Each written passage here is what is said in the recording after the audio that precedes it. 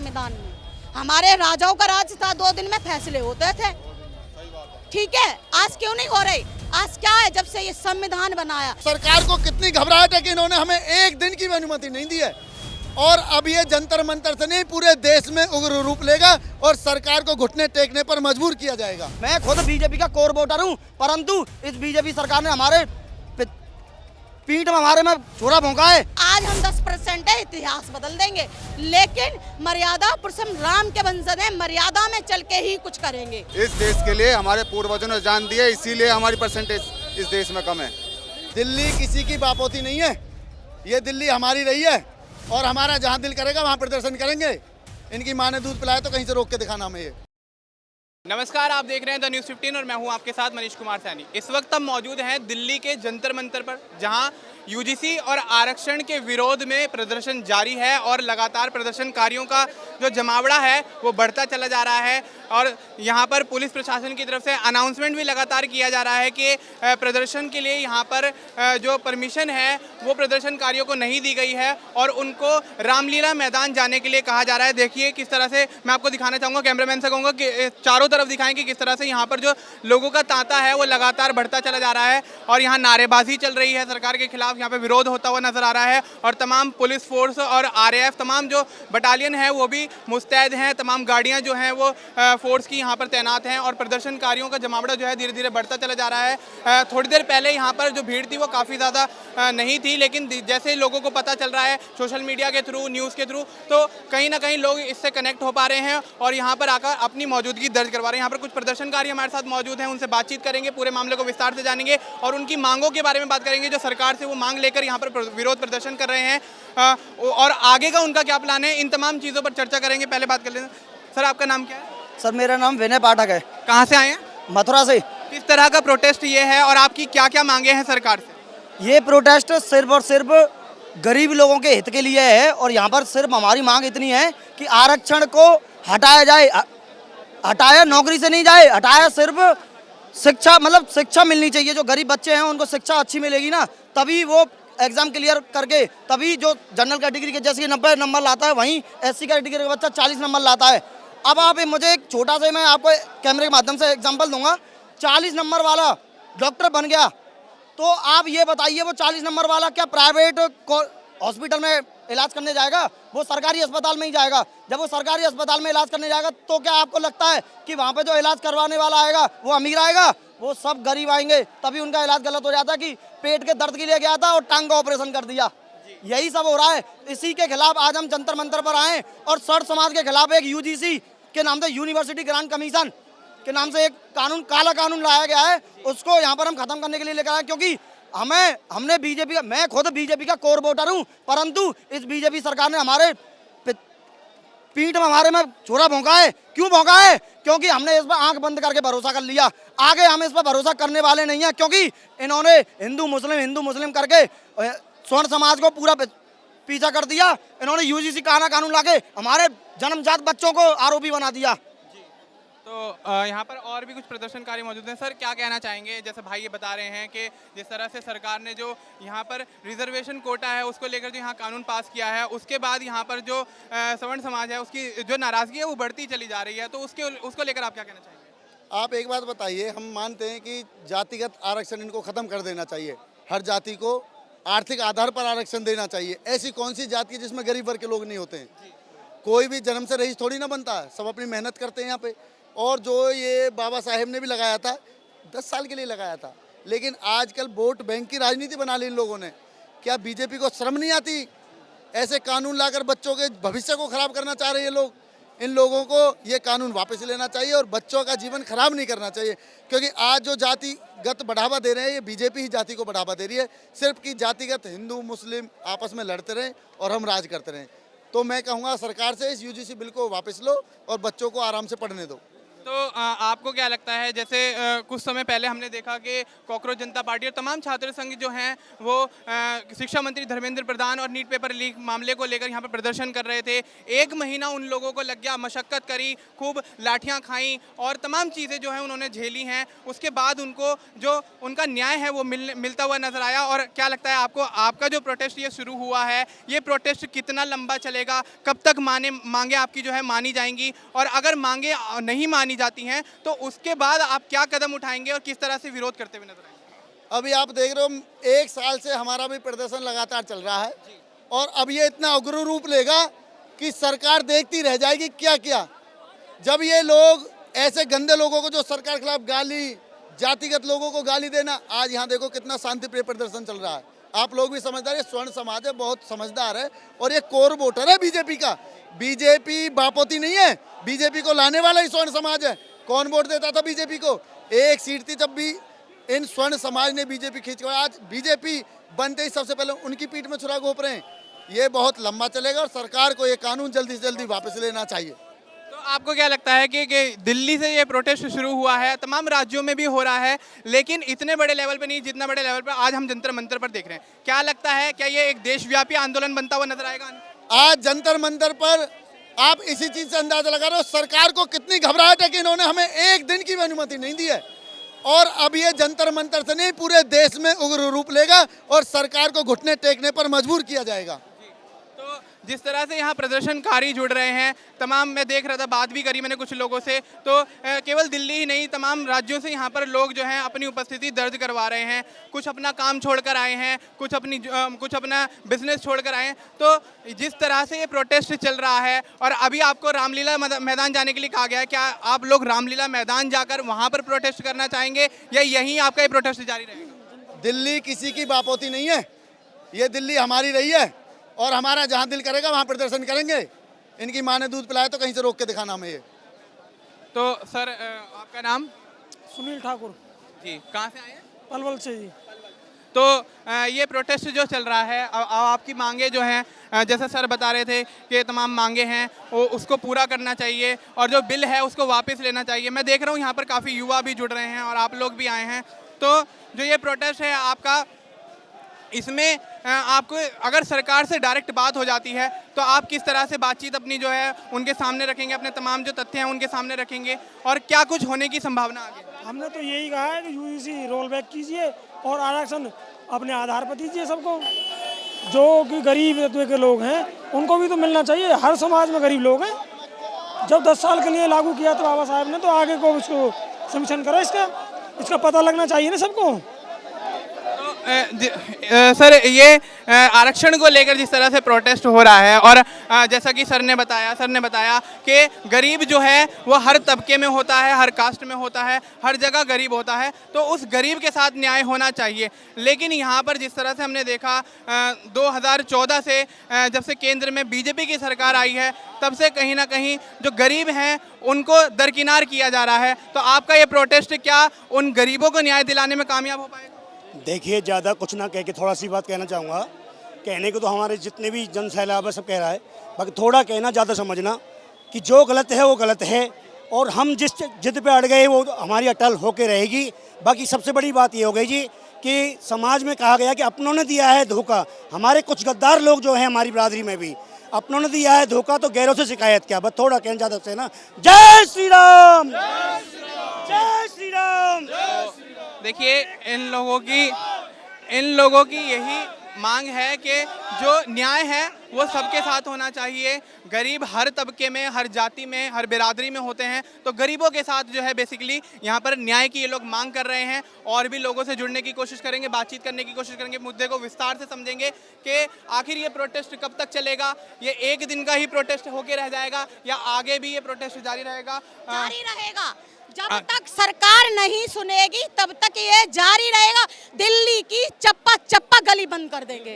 रामलीला मैदान जाने की बात कही जा रही है। रामलीला मैदान जब जाएंगे, जब हमको वहाँ सुविधा कर दिया जाए, हम क्या धूप में बैठेंगे, हमारे लिए वहाँ टेंट लगाया जाए, हमारे लिए पानी की व्यवस्था किया जाए, हमको आब इज्जत से बिठाया जाए।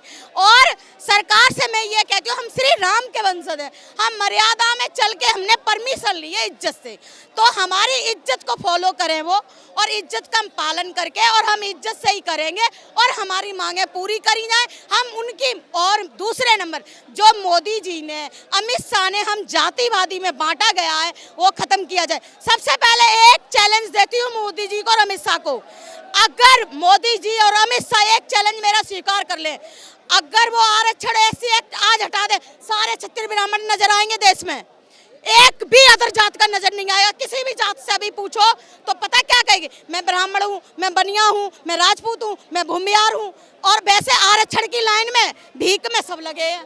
तो एक बार हटा के तो देखो, एक बार हमारी बात तो मानो, चैलेंज से कहती हूँ, एक बार सिर्फ एक बार 5 साल के लिए देखो, सारे हिंदुस्तान में क्षत्रिय ब्राह्मण नजर नहीं आए, जो हमारे अंदर भेदभाव है वो सब खत्म हो जाएंगे, ठीक है।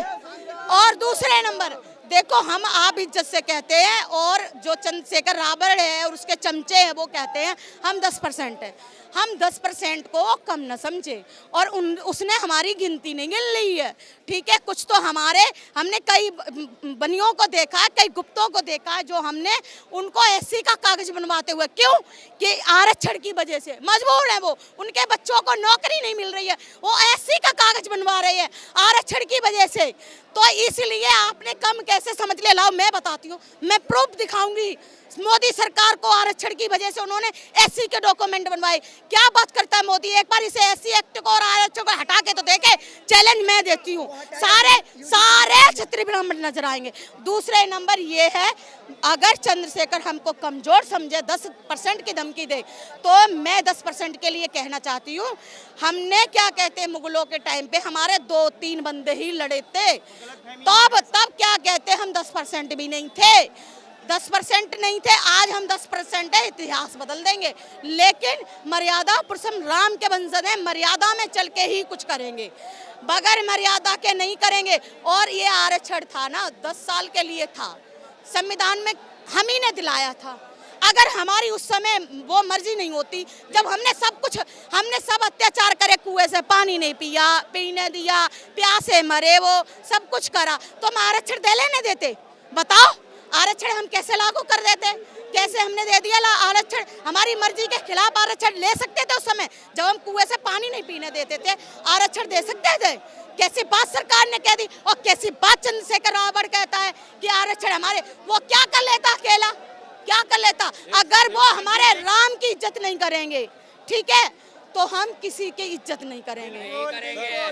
अगर हमारे राम की इज्जत जो करेगा हम उसकी इज्जत करेंगे, जो हमारे राम की इज्जत नहीं करेगा हम उसकी इज्जत नहीं करेंगे। दूसरे नंबर, मोदी ने हमको कैसे ठगा? राम के नाम से पैसा हमारा था, मंदिर हमारा था, वहीं पे मंदिर है, हम लोगों को धोखा दिया, चकमा दिया, मंदिर के नाम से राम को लाए हैं तुम हमको लाओ, एक नारा उसने लगाया था। आज वो कहता था, जब हमारे गौ रक्षक 2-3 मारे गए तब वो पता क्या कह रहा, गाय के नाम से बदमाशी फैला रहे है, तू भी तो फिर हमारे राम के नाम से तू भी तो आज दलितों के लिए मरता है। और उन्हीं दलितों ने यहीं पे बराबर परमिशन के खड़े हुए थे, और उन्होंने ही उसकी नंगी करके फोटो ली, चरित्रहीन उसको बनाया, इसी आरक्षण के खातिर।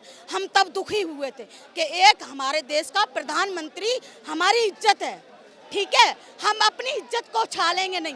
आज भी मोदी जी से मेरा वादा है, हम इज्जत को नहीं उछालेंगे, पर हमारी मांगे पूरी करी जाए। हमें आज की परमिशन में कर दो पूरी, हम आज ही हट जाएंगे। अगर मांगे नहीं मानी जाती हैं, उसके बाद आप किस तरह से इस प्रोटेस्ट को जारी रखेंगे? क्योंकि देखा जाए तो यहाँ पर जिस तरह से कहा जा रहा है कि परमिशन नहीं दी गई है, रामलीला मैदान शिफ्ट करने की बात कही जा रही है, फोर्सेस में देख रहा हूँ लगातार बढ़ती जा रही है, प्रदर्शनकारियों की संख्या भी बढ़ती जा रही है, तो क्या लगता है, क्या कोई एक्शन होने की संभावना आपको नजर आ रही है? एक्शन होगा तो एक्शन के खिलाफ जाएंगे हम, एक्शन का पलटवार करेंगे। जब वो काकरोच खटमल बराबर जवाब दे सकते हैं तो हम क्या हैं? हम नहीं कुछ कर सकते। हम मुगलों को भी भगा सकते हैं, बाबर को भी भगा सकते हैं। इतिहास रचने वाले हैं, इतिहास गंवाने वाले नहीं हैं। फिर वो देख लें। हम तो बस इतना ही कहते और रह गई बात, नहीं करेंगे तो दिल्ली की सड़कें चप्पा चप्पा जाम कर देंगे। दिल्ली किसी के बाप की नहीं है, दिल्ली तोमरों की बसाई हुई है। तोमरों ने दिल्ली को रचा है, रचने वाले हैं। मोदी तब कहाँ थे? मोदी पे इतना शोषण करा था, प्रधानमंत्री बना दिया। बताओ, शोषण करा था हमने तभी तो प्रधानमंत्री बना दिया। चंद्रशेखर को आज रोटियां दे दे के हमने इतना बड़ा बना दिया। कैसी बातें हो रही हैं देश में? कानून है कुछ? हम कानून को मानते, संविधान को नहीं मानते हैं। हमारा जो कुछ कोई बिगाड़ पाए बिगाड़ ले। संविधान में क्या हुआ? कानून में एक दिन में फैसले होते थे, कानून में। आज संविधान के कारण वो कहते हैं हमारे संविधान की वजह से कोर्टों में टाई लगा लगा के जाते हैं। संविधान में 50 साल के लिए कोर्टों में मरते हैं, धक्के खाते हैं। कुछ हुआ? क्या हुआ कोर्टों से? अभी वो बैठे थे काकरोच वाले, बहाना था कि हम तो क्या कहते हैं ये पेपर नीट का कैंसिल हुआ, इस वजह से हमने बैठे। वो बहाना था। बुकों में क्या था कि कुछ हिस्ट्री हमारे पूर्वजों की जोड़ दी थी। हमको वो पढ़ाने के लिए हमारा इतिहास उसमें कर दिया था। इसलिए ये आंदोलन बाहर वालों ने कराया था, कुछ मुल्लों ने और मुल्लों के अनभक्तों ने। हमको वो अनभक्त कहते हैं। कुछ मुल्लों के बाबरों ने कराया था, हमने नहीं कराया था। ठीक है, तो आधा चोरी हुआ है। और सुनो मेरी बात, संविधान में आज कोर्टों में जाओ, जजें बिकते हैं, संविधान से चलते हैं। मैं दिखा दूंगी और जितना कोर्ट में चोरी बदमाशी चलती है उतनी कहीं चलती नहीं। संविधान में दिखाओ। मैं संविधान को छानो तो जब एक एक कोर्ट की छानबीन करी जाएगी ना, एक एक केस की, वही जीत रहा कोर्ट में जो झूठा है। जो सच्चे केस तो पड़े ही है पेंडिंग में, या पेंडिंग में पड़े हैं या उनकी सुनवाई नहीं हो रही, वो हार के बैठे घर। क्या है संविधान में? हमारे राजाओं का राज था, 2 दिन में फैसले होते थे। ठीक है, आज क्यों नहीं हो रही? आज क्या है? जब से ये संविधान बनाया, और संविधान बनाया तो इतने तुम बढ़ गए। हमने शोषण करे तब तुम लाख गुना बढ़ गए। 40-40 बच्चे हो गए तुम्हारे संविधान की वजह से, भूखे प्यासे रखे तब। जान दिया इस देश के लिए, इस देश के लिए हमारे पूर्वजों ने जान दिया, इसीलिए हमारी परसेंटेज इस देश में कम है।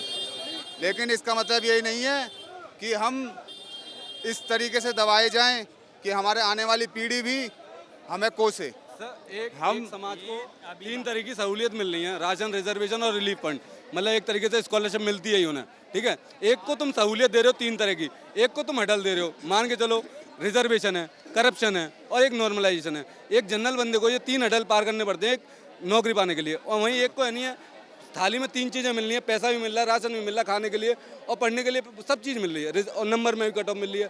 तो ऐसे कहाँ तक देश को ले जाएंगे? अगर रिजर्वेशन की आज पॉलिटिकल टूल बन चुका है। एक टाइम पे ये 21% लाए थे, जो अम्बेडकर जी थे वो 21% ही लेके आए थे, ओबीसी को दिया पॉलिटिकल टूल। ठीक है, आज की डेट में 73% तक पहुंच गया है रिजर्वेशन। ऐसा पॉलिटिकल टूल एक दिन 100% भी पहुंच जाएगा भाई। तो ये बता दो फिर 100% पर फिर डिसाइड कैसे होगा कौन ज़्यादा लेगा? यार एक दिन तो यार कोई कास्ट ज़्यादा पॉपुलेशन में आएगी। मान के चलो कल पंजाबी पॉपुलेशन में आ गया, मुस्लिम पॉपुलेशन में आ गया, वो कहेंगे हमारी पॉपुलेशन ज़्यादा। आज जिस तरीके से आज चल रहा है, जितनी जिसकी हिस्सेदारी उतना उसकी भागीदारी, तो कल वो भी कहेंगे कि हमारी मुस्लिम की पॉपुलेशन ज़्यादा हो गई है, 50% रिजर्वेशन हमें दो। तो क्या देना पड़ेगा हमें? फिर पाकिस्तान जैसी स्थिति बन जाएगी। तो जो हमारे शहीदों ने, हमारे पूर्वजों ने जान दी इस देश के लिए, वो तो मतलब रिजर्वेशन के लिए दी थी कि देश के लिए दी थी कि आपको 20-25 साल, 50 साल, 100 साल, 200 साल जो रिजर्वेशन मिले और उसके बाद आप देश का घर बढ़िया कर जाएं। तो ये आवाज़ जो उठाई है कहाँ तक गूंज जाने की संभावनाएं नजर आ रही हैं? क्योंकि जिस तरह से मैं देख रहा हूँ यहाँ पे पुलिस फोर्स जो है वो बढ़ गई है यहाँ पर, और गाड़ियाँ बढ़ा दी गई हैं, और ये कहा जा रहा है कि रामलीला मैदान शिफ्ट किया जा रहा है आप लोगों को। कहीं भी शिफ्ट कर दो, ये तो कन्याकुमारी से कश्मीर तक चल गया है ना भाई। अब तुम किस कोने में देश के शिफ्ट करोगे? आज की डेट में मणिपुर में भी जो हिंसा हो रही है वो भी रिजर्वेशन की एक आज तुम यहाँ से टाल के हमें भेज सकते हो, पर देश नहीं इस मुद्दे से टलेगा। चुनाव भी हटा सकते हैं क्या? 29 में चुनाव है, 27 में चुनाव है। और मैं ये पूछना चाहता हूँ कि ये लोग बोलते हैं जनसंख्या के आधार पे हमें हिस्सेदारी चाहिए।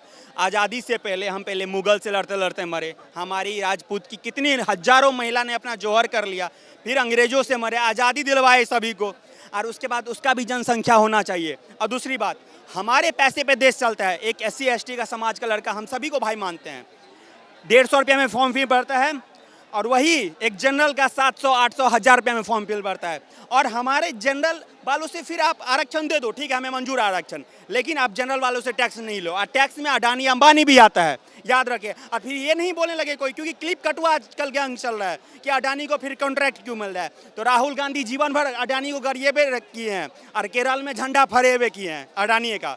तो इसी तरह से देखिए हम सब, और खासकर SC ST समाज को आगे आना होगा कि उनके 80 साल हो गया ना आरक्षण का, उनके समाज एक 5 साल कोई कमाता है तो सुंदर घर बना लेता है। कितने साल से, 80 साल से चल रहा है, वही झोपड़ी में रह रहे हुए लोग। उनको सोचना चाहिए कि आरक्षण का दुरुपयोग किसके साथ। हम लोग तो आगे बढ़ ही रहे हैं, हम लोग आगे बढ़ ही रहे हैं, लेकिन हमारे पीछे जो रह गए स्वर्ण समाज के, हम उन्हें आगे बढ़ाना चाह रहे हैं। लेकिन वो सोचे कि वो लोग कर क्या रहे हैं। और खासकर मुसलमान भाई, मैं एक भी मुसलमान नहीं देख रहा हूँ, मैं पूछना चाहता हूँ इस वीडियो के माध्यम से, जीवन में पंचर नहीं साटने का काम होता है। आप लोग मोदी या राहुल को अगर जाते हैं, ठीक है आ गया ये, ठीक है छोड़ दीजिए कुछ मुसलमान जो पत्थर फेंकने के लिए 500, 1000 मिलता है, लेकिन जो जेन्युइन मुसलमान है जीवन भर पत्थर पंचर साटने का काम नहीं कीजिए, आगे आइए, हिस्सेदारी मांगिए अपना। बाबा साहब अम्बेडकर को पूजा जाता है, दूसरे को नहीं। आपको कैसे पूजा जाएगा उसका काम कीजिए। और सरकार को मैं इतना ही बताना चाहता हूँ, चाहे कांग्रेस हो बीजेपी हो, कि स्वर्ण समाज एक बार जाग गया, बिना स्वर्ण के आप सरकार नहीं बना सकते, पैसे से भी, पावर से भी, वोट से भी, ठीक है। और जो लोग बोलते हैं ना सरकार आपको, नो डाउट में कैमरा है उसके बाद भी बोल रहा हूँ कि लोग बोलते हैं कि 500 पे बिक जाता है, ऑब्वियसली बात है। SC ST समाज के अगर 50% को 1000, 2000, 5000, 10,000 दे देगा तो वोट जिसको बोलेगा स्वर्ण समाज, उधर जाता है वोट। तो सरकार स्वर्ण समाज बनाता है, ना कि SC ST समाज। वोट है उनके पास, पैसा है इधर, क्योंकि हम लोग पढ़े लिखे हैं। और स्वर्ण समाज को यही चीज़ जागना होगा कि हमारे बच्चे कैसे पढ़े। स्वर्ण समाज में कितने लोग अभी सक्सेसफुल हैं, कितने लोग, कितने परसेंटेज, 80 साल बाद भी, 80 साल बीत गया ना, कुछ नहीं है। स्वर्ण समाज से मैं आग्रह करना चाहता हूँ, जागिए, नहीं तो अभी 80 हुआ है, 180 साल भी बाद भी कुछ नहीं होगा आपका। बीजेपी आई थी हिंदुत्व के मुद्दे पे थी, ठीक है। आज की डेट में एक OBC कम्युनिटी जो बनाई थी 89 में, उस कम्युनिटी में सबसे ज़्यादा कौन आते हैं? आज की डेट में मुस्लिम्स आ रहे हैं। वेस्ट बंगाल में मुस्लिम्स को लिस्ट में डाला गया OBC के में। भाई हिंदू मुस्लिम करके आए तुम, बाद में मुस्लिम को ही फेवर कर रहे हो, ये क्या कर रहे हो? ये एक वर्ग की लड़ाई नहीं है, ये सवर्णों की लड़ाई नहीं है, गरीब की कोई जाति नहीं होती है। हमारा जो यहाँ का मोटो है कि आर्थिक आधार पर आरक्षण होना चाहिए, तो हम चाहते हैं कि आरक्षण का आधार आर्थिक कर दिया जाए, और गरीब दलित में भी है, OBC में भी है, सवर्णों में भी है। और आर्टिकल 15 हमें समानता का अधिकार देता है। ये कौन सी समानता है कि एक सांसद, विधायक, मंत्री का दलित वर्ग का बेटा वो 1000 रुपये अपनी ऑनलाइन फीस नहीं देता किसी परीक्षा को देने के लिए, वहीं पर एक गरीब परिवार में पैदा हुआ बच्चा, वो सवर्ण है, सिर्फ उसके नाम के आगे टाइटल लगा हुआ है, वो क्षत्रिय है, ब्राह्मण है, कायस्थ है, बनिया है, उसको पैसा देना है, भले उसके पापा 200 रुपये की दिहाड़ी मजदूरी करते हों। तो हमारी लड़ाई है गरीबों को मिले, गरीब की कोई जाति नहीं होती है। आर्थिक आधार पर पूरे देश में आरक्षण होना चाहिए, और खास करके शिक्षा और स्वास्थ्य में बिल्कुल आरक्षण नहीं होना चाहिए। -40 नंबर पाने वाला बच्चा क्या इलाज करेगा? अभी आपने देखा CJP प्रोटेस्ट में सोनम वांगचू जी को जब सफदरगंज हॉस्पिटल में एडमिट कराया गया, वो मेदांता क्यों चले गए? उनको पता था यहाँ पर मार डालेंगे, -40 नंबर पाने वाले लोग इलाज करेंगे। तो शिक्षा और स्वास्थ्य में आरक्षण नहीं होना चाहिए। एक गंदा डॉक्टर जो -10 नंबर पाके बनेगा, वो कितने लोगों को मारेगा, और एक शिक्षक जो आरक्षण का लाभ लेकर वो पता नहीं कितने बच्चों की जिंदगियां बर्बाद करेगा। 5000, 10,000 बच्चों को वो गलत इन्फॉर्मेशन देके उनकी लाइफ बर्बाद कर देगा। तो मुझे लगता है कि शिक्षा और स्वास्थ्य में आरक्षण नहीं होना चाहिए। सर क्या कहना चाहेंगे, जिस तरह से प्रोटेस्ट हो रहा है UGC को लेकर, काफ़ी जो लोग हैं वो उनकी संख्या जो है लगातार बढ़ती चली जा रही है, और इनका ये कहना है कि जब तक मांगे पूरी नहीं होती तो वो इस तरह से प्रदर्शन करते रहेंगे। हालांकि सरकार की तरफ से कहा गया है कि रामलीला मैदान में आप लोग शिफ्ट हो जाइए और यहाँ प्रदर्शन करने की अनुमति नहीं है आप लोग, क्या कहना चाहेंगे? देखो, आज मैं सुबह सोकर उठा और मंदिर से जब आया, मैंने देखा अजीत भारती ने एक मैसेज किया हुआ है, एक पब्लिक कॉल की हुई है ट्विटर पे कि 2 बजे मैं जंतर मंतर पहुंच रहा हूं और चलो जंतर मंतर। तो मैं यहाँ आया, देखा तो मैंने बहुत बड़ी संख्या में युवा यहाँ एकत्रित हुए हैं। मैं जंतर मंतर से 100 मीटर की दूरी पे हूँ, और लगभग यहाँ भी हज़ारों लोग हैं। और यहाँ मैंने देखा लोग कुछ मांग कर रहे हैं, तो जो 2 मांगे पूर्व में हम उठाते रहे, उन 2 मांगों को भी हमने अपनी इसमें जोड़ा है कि जब आप आरक्षण समाप्त करने की बात कहें तो अल्पसंख्यक बहुसंख्यक का जो खेल इस देश में चल रहा है वो समाप्त हो जाए। अल्पसंख्यक के नाम पर मुल्लाओं को जो विशेष अधिकार दिए गए हैं वो समाप्त हो जाएं, और युवा तय करे कि आर्थिक आधार पर आरक्षण किसे मिले। अब मेरा उसमें ये पक्ष रखा है मैंने कि आर्थिक आधार पर जब आरक्षण मिले तो सिर्फ हिंदुओं को मिले, मुल्लाओं को आर्थिक आधार पर कोई आरक्षण ना मिले। राम राम। देखिए, इनका यही कहना है कि आर्थिक आधार पर जो आरक्षण है वो हिंदुओं को मिलना चाहिए, मुस्लिमों को नहीं। और जिस तरह से ये प्रोटेस्ट लगातार जो है बढ़ता चला जा रहा है, और यहाँ पे हमने एक सवाल भी लिया था कि आप लोगों को जंतर मंतर की जगह रामलीला मैदान शिफ्ट करने की बात कही जा रही है, तो ज़्यादातर लोग यही कह रहे हैं कि हम लोग इसी जगह पर जंतर मंतर पर ही अपना प्रोटेस्ट जारी रखेंगे और हम रामलीला मैदान नहीं जाएंगे। हम अपनी आवाज़ यहीं से उठाएंगे, सरकार के खिलाफ जो विरोध है वो यहीं से करते हुए नजर आएंगे। इस पूरे मुद्दे पर हमारी आगे भी लगातार नजर बनी रहेगी। तब तक के लिए नमस्कार। कैमरामैन मोहित के साथ जंतर मंतर से मनीष कुमार सैनी, द न्यूज़ 15 के लिए।